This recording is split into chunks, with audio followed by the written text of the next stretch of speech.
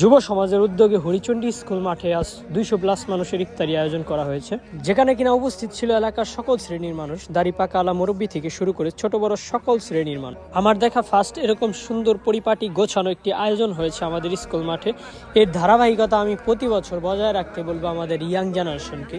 তাদের উদ্যোগে এই সুন্দর আয়োজনটা হয়েছে, তাদের এই সুন্দর উদ্যোগে সমর্থন করেছে এলাকার সকল শ্রেণীর মানুষ, যার কারণে সুন্দরভাবে সম্পূর্ণ করতে পেরেছে আজকের এই ইফতারি আয়োজনটা। কারণ আমরা সবাই জানি এলাকা ভিত্তিক ইফতারির মজাই অন্যরকম, সবাই সেখানে উপস্থিত থাকে, এলাকার সকল শ্রেণীর মানুষ একসাথে বসে ইফতারি করে।